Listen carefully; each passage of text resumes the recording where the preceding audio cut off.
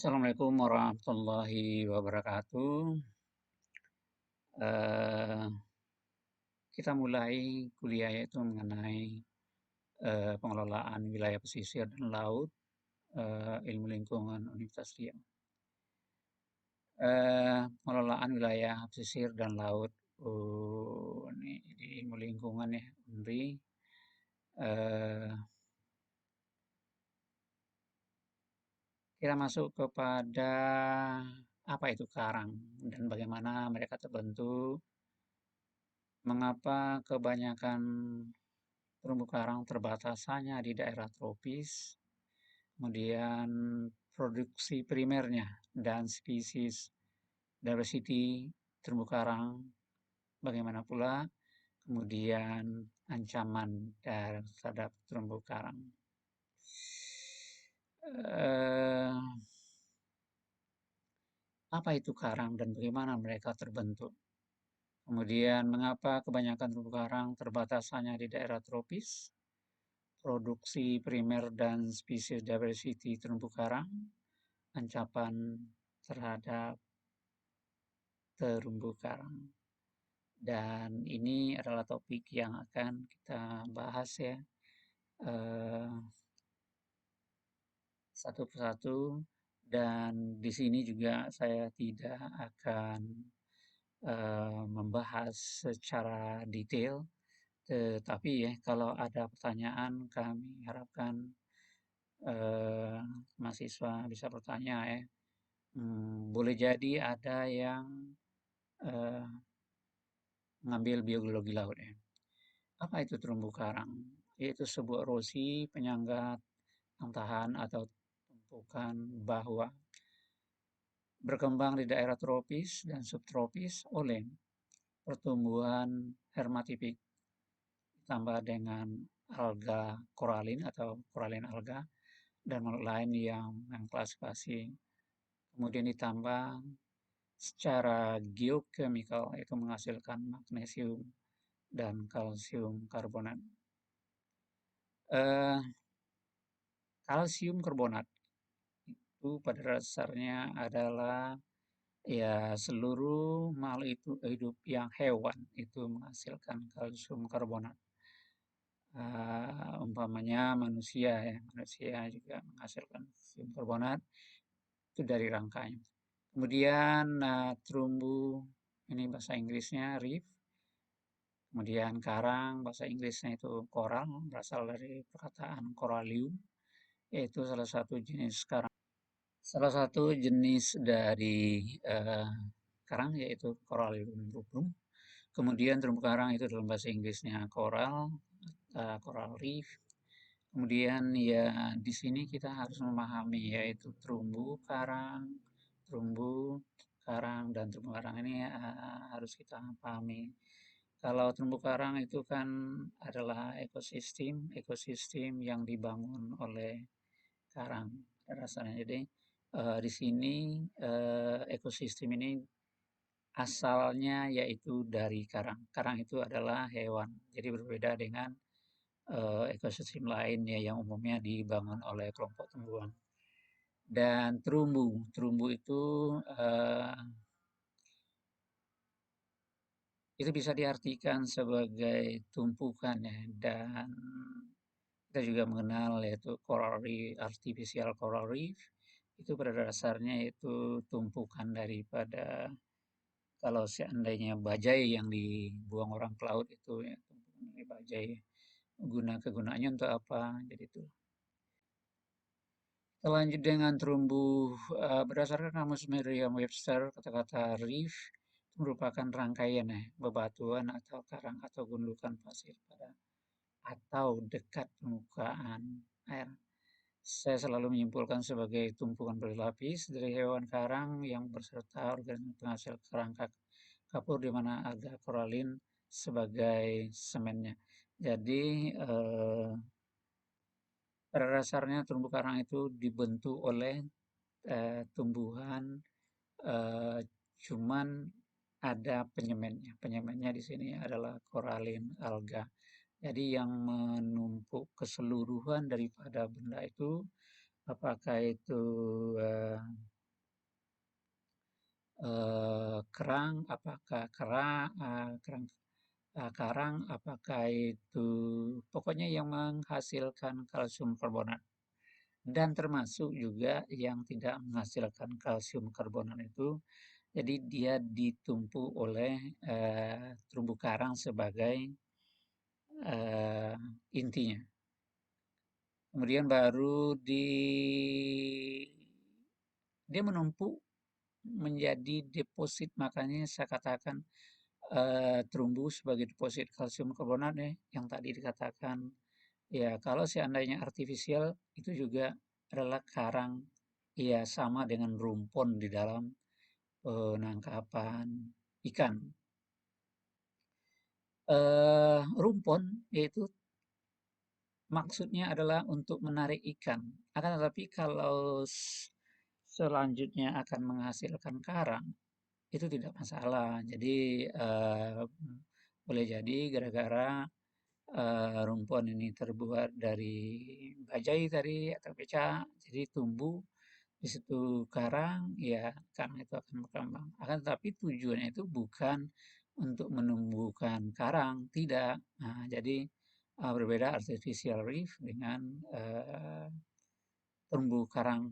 Ya, terumbu karang itu adalah ekosistem yang dibangun oleh terumbu karang. Intinya, jadi kalau diartikan secara lengkap ya, ekosistem di laut dangkal yang dibangun oleh berbagai organisme di mana yaitu terdapat eh, karang sebagai bentuk intinya. Jadi kalau tidak ada karang, otomatis tidak akan ada terumbu karang. Jadi kalau umpamanya kita lihat suatu laut itu kosong ya, terdiri dari pasir aja, itu kesuburan itu akan ya dari jenis ikannya yaitu terbatas sekali. Jadi kemudian sambung karang, hewan vertebrata di kelompok Coelenterata dalam keseharian lebih condong ke ordo Sclartinia. Terumbu karang itu ekosistem laut dangkal tropis yang dibangun oleh berbagai makhluk hidup, baik tumbuhan maupun hewan, terutama organisme penghasil zat kapur dengan pembangun utamanya itu adalah hewan karang sendiri. Jadi tadi kita sudah sampaikan, jadi harus dibedakan antara karang dengan terumbu karang. Terumbu karang itu pada dasarnya adalah ekosistem. Ekosistem yang mana itu ekosistem yang dibangun oleh karang itu sendiri. Sehingga kalau kita umpamanya ke laut ya, ya karang itu pada dasarnya kalau kita lihat, kita rasakan, dan kita raba, itu bagaikan batu ya. Jadi mungkin orang boleh jadi akan salah persepsi tentang karang ini, apa sebab kalau dipegang itu kan bagaikan batu, akan tetapi dia hidup. Kalau yang hidupnya itu bisa Bapak Ibu pantau ya dari warna. Warnanya umpamanya kalau dia berwarna kecoklat-coklatan berarti itu dia masih hidup. Jadi yang hidup itu hanya bagian yang di atasnya saja. Jadi bukan seluruhnya hidup. Jadi yang di bawahnya itu terdiri dari batu ya berdasarnya, atau terdiri dari kalsium karbonat. Jadi yang lapisan di atas yang tipis itu terdiri dari tisu karang, akan tetapi yang di bawahnya itu adalah terdiri dari kalsium karbonat. Jadi sekitar 90% mungkin ya, itu eh, yang dimana karang itu terdiri dari kalsium karbonat pada dasarnya ya. Jadi intinya itu adalah kalsium karbonat. Em, kita lanjut. Pembagian karang. Karang hermatipik dan karang ahermatipik. hermatipik yaitu biasa disebut karang batu atau karang yang menghasilkan karbonat, dan karang hermatipik kita tidak akan membahas ya lebih detail mengenai ini, sebab kita fokusnya adalah ke kalau orang biologi nanti mana tahu ada yang berasal dari eh, dosen biologi akan saya terangkan ya secara detail, akan tetapi kita hanya mengambil sebagian daripada uh, karang ini. Jadi kita lebih fokus kepada terumbu karangnya. Jadi bagaimana kondisi terumbu karang dari kita kembali ke karang hermatipik ya. Hermatipik yaitu berasal dari bahasa Yunani herma, memiliki arti batu atau stone. Kemudian karang hermatipik itu merupakan yang menghasilkan struktur terumbu karang, yaitu spesies yang menjadi pembangun terumbu karang. Jadi terumbu karang ini spesiesnya adalah yang berasal dari eh, karang Scleractinia atau disebut yaitu karang batu tadi ya. Jadi karang batu ini yang kalau kita tapi sekarang kita agak sulit ya untuk turun ke lapangan. Akan tetapi mungkin nanti klasifikasinya ya kita di filmnya Sinidaria, bahasa Yunaninya berarti stinging reed, kemudian secara formal di antara bahasa Yunaninya holhout. Yang termasuk kelompok ini adalah anemon, karang, jellyfish, hydrozoa. Perkiraan jumlah yang hidup itu sekitar 9.000 spesies pada dasarnya, jadi cukup banyak ya. Jadi kalau kita lihat umpama jellyfish, hydrozoa, karang, tetapi kalau kita mengarah ke karang, karang ini hanya terdiri dari sekitar 600, ada yang mengatakan 600, ada yang menyatakan 700, ada yang mengatakan 800. Ya, itu kan tergantung kepada saintis yang mengklasifikasi. Kemudian kita lihat ya kolentrata dari atas ya, ini filum ya. Di dalam dunia hewannya itu filumnya kolentrata dibagi dua ini ya, kelasnya Anthozoa dan Hydrozoa. Kemudian kelas Anthozoa dibagi menjadi dua, subkelas Octocoralia dan Hexacoralia ya. Kemudian Hexacoralia dan subkelas Octocoralia. Kemudian yang filum subkelas dibagi menjadi 5. Ya, ada satu, dua, tiga, empat, lima ya, 5 ya. Jadi 5, kemudian yang dan lanjut ya. Kemudian kita lihat ya, 5, kemudian filum,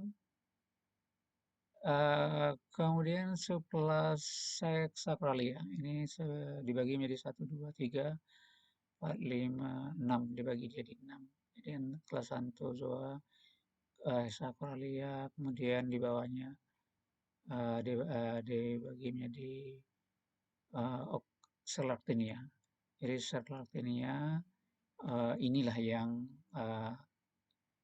pembangun dari karang.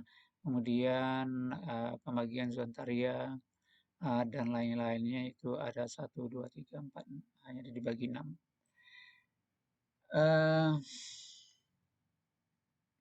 Actinaria ini ya. Jadi ini tapi maaf ini kurang jelas ya. Hexacoralia ini pada dasarnya itu dibagi 6. Kemudian yang ada Heliopora. Heliopora ini dari Octocoralia. Ini Selectania. Kemudian yang ini adalah Heliopora. Heliopora ini adalah dia berbeda ordo. Dia dari ordo akan tetapi sifatnya ini dia hampir sama dengan karang. Jadi makanya dimasukkan ke dalam kelompok Sunicorn. Kemudian kita lihat ciri-ciri dari Cnidaria ini tadi strukturnya, jadi kita hanya mengambil sedikit. Itu ada makhluk air radial, simetri mulut, simetri dia. Jadi kalau kita lihat yang mana simetri ini dia. Jadi ini yang karang, yang ini yang ubur-ubur istilahnya. Atau yang ini adalah polip. Ini polip, ini dibagi menjadi ini karang, ini kita lihat ya. Kalau karang ini ada terdiri dari berbagai, kemudian kita lihat di sini, ini yang ubur-ubur, ini adalah siklus daripada perkembangan daripada ubur-ubur, yaitu dari sini terjadi ada sperma, ada telur, dia pembuahannya di luar, kemudian menjadi eh, kemudian di sini karang, karang ini bisa kita lihat ya, ini mulut, kemudian ini ada rongga perut, kemudian ini organ-organ yang lain, dan ini juga tidak akan kita pelajari, ini hanya untuk sekedar tahu aja oleh Bapak Ibu. Kemudian kalau kita lihat ada tentakelnya. Kemudian kalau ini adalah tentakel yang kalau seandainya malam hari dia akan, tapi kalau ubur-ubur, ini ubur-ubur, dia kalau waktu eh, ini dengan ini hampir sama, dia dari mulutnya, mulutnya ini ada di seandainya dia waktu medusa, dalam kondisi medusa, dia mulutnya berada di atas. Kemudian apabila dia memisahkan diri, tetapi kalau dia memisahkan diri, dia akan mendakwah. Kalau jadi yang kalau di karang dia seperti ini dia. Karang ini dari satu dia tumbuh dari polip ya.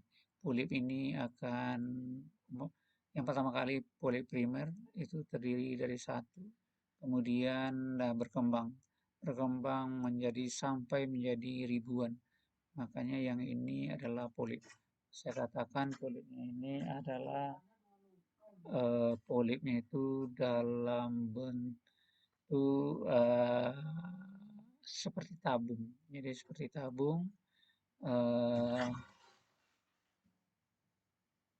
jadi kalau kita lihat ya seperti tabung, makanya kalau dilihat sepintas ya.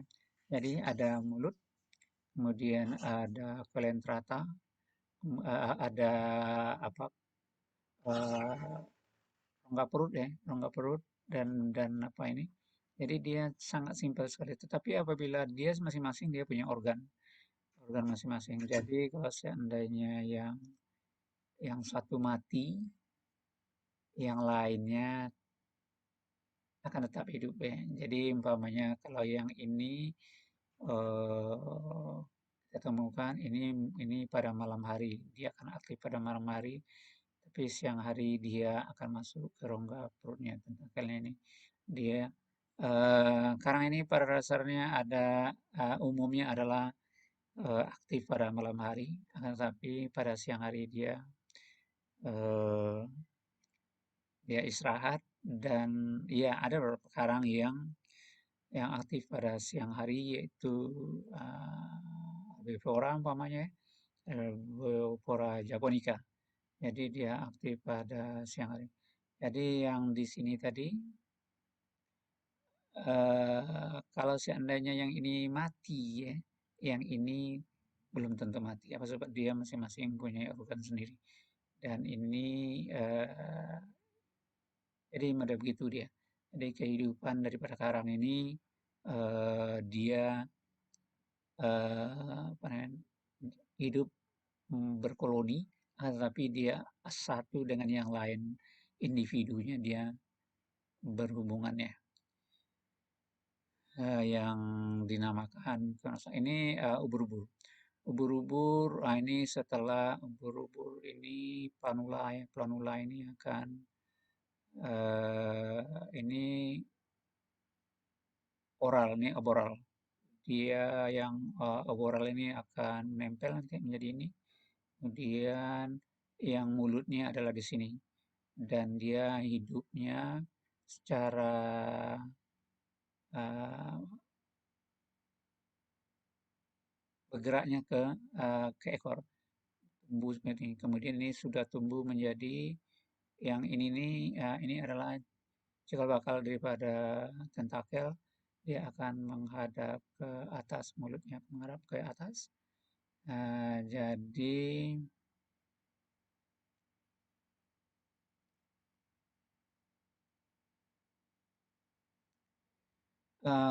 jadi kembali ke sini kita bisa lihat deh. eh, yang ini adalah planula. Planula, yang ini oral, yang ini aboral. Oboral ini apabila dia menemukan eh, substrat yang disukainya, dia akan menempel. Setelah menempel dia seperti ini. Akan tumbuh yang ini, tentakel ini mulai tumbuh. Kemudian setelah banyak dia seperti ini dia. Kemudian terus, kemudian dia memisahkan diri. Yang ini dalam bentuk medusa.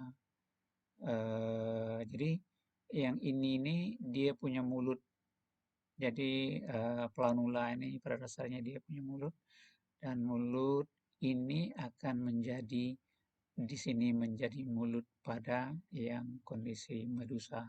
Jadi di sini mulutnya, kemudian setelah ini dia tumbuh di sini mulutnya. Kemudian yang ini adalah akan menjadi tentakel. Tentakel tumbuh dia menjadi ini, menjadi ini. Kemudian sampai sini dia memisahkan diri. Memisahkan diri, terbentuklah yang namanya ubur-ubur. Ubur-ubur ini dia soliter ya, jadi terbentuk seperti ini. Kemudian akan kembali dia. Dia ini jadi seperti kalau tadinya menghadap ke atas, di sini dia menghadap ke bawah. Mulutnya menghadap ke bawah. Ini sudah bisa kita lihat ya. Jadi ini adalah tentakelnya. Jadi bermacam-macam ya jenis daripada uh, tentakel.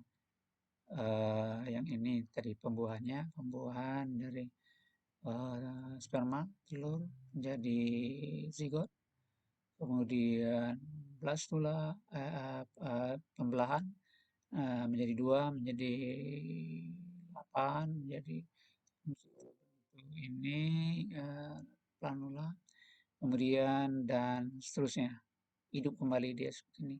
Jadi pada karang ini dan pada uh, ini yang kita jumpai di antara karang dengan ubur-ubur.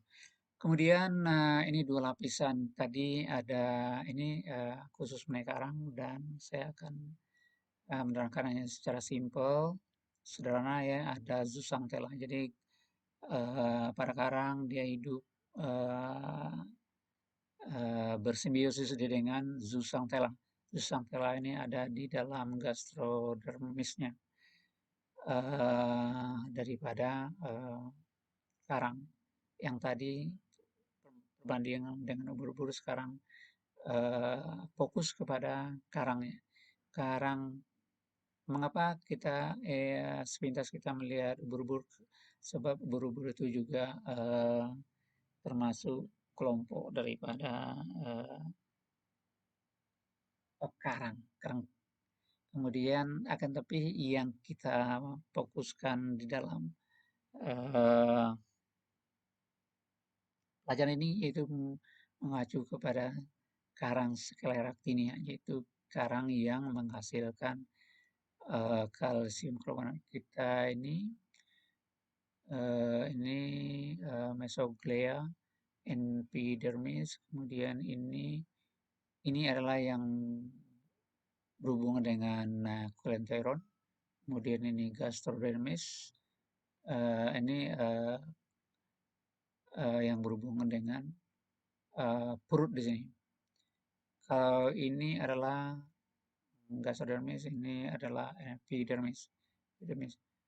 Eh, Kalau ini adalah kalau kita ambil ya, pada dasarnya seluruh karang itu terdiri dari dua lapisan.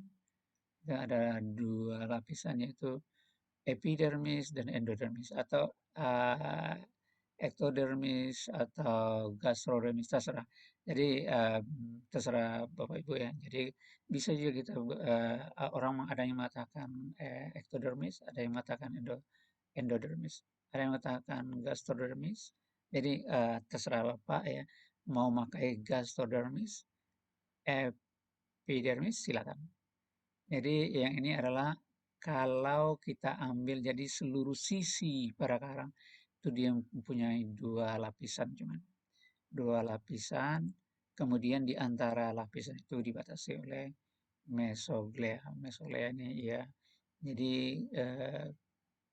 ada juga orang mengatakan seperti itu ya, hanya dua katanya. Akan tetapi apa sebab di mesoglea ini hanya pembatas begitu aja, dia tidak. Kemudian di sini ada zooxanthella. Zooxanthella ini pada dasarnya sangat banyak ya di dalam karang yaitu sekitar 1, kali 9, kali 10 pangkat 6 sel per sentimeter sangkar atau sekitar 1 jutaan dia.